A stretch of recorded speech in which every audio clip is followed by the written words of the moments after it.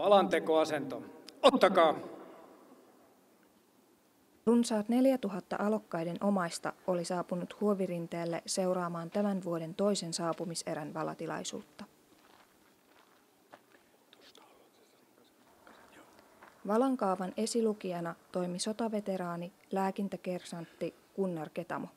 Toistakaa saneluni mukaan.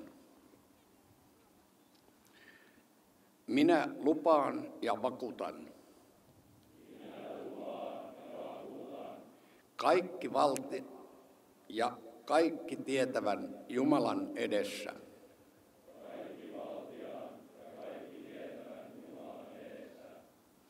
Olevani Suomen valtakunnan luotettava ja uskollinen kansalainen.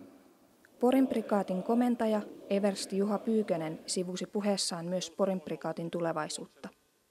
Ensi vuoden lopusta lukien Porin prikaati vahvistaa merkittävästi asemaansa Suomen puolustuksen kulmakivenä, valmiusyhtymänä.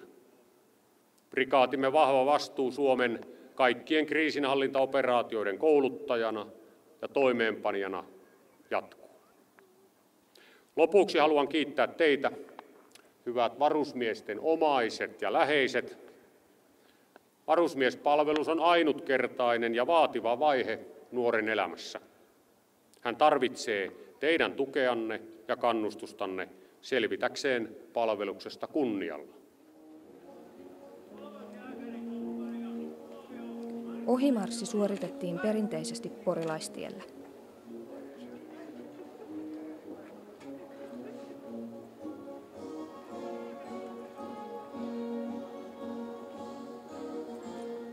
Katseet teille! Hai!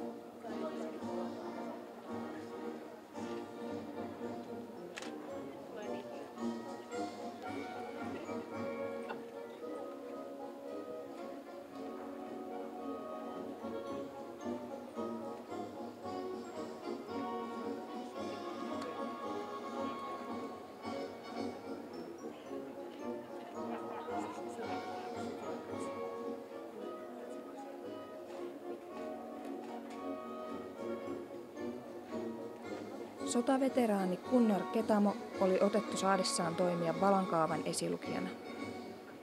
No, tämä on eräs elämän kohokohta sillä tavalla, että näitä ei niin kauhean usein pyydetä ja moni meikäläinen jo ei jaksa edes tulla tänne, että meillä on tämä ikäkysymyskin, mutta tämähän on aivan loistava ja siitä suuri kiitos komentajalle ja näille ihmisille, ketkä tätä hommaa ovat täällä hoitaneet.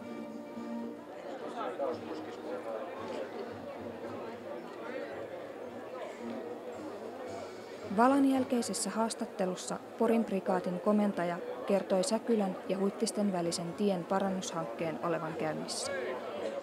Mutta kyllä maakunta ja maakuntaliitto on erittäin merkittävä tekijä nimenomaan näiden maakunnallisten projektien priorisoinnissa, joista niin esimerkiksi käytää Säkylästä Huittisiin menevän tien leventäminen ja oikaiseminen nimenomaan meidän tarpeita palvelemaan. Ja tätä maakuntajohtaja Rajalan Pertin kanssa niin työstetään hyvin usein. Viimeksi viime viikolla asiassa päästiin askeleen verran eteenpäin.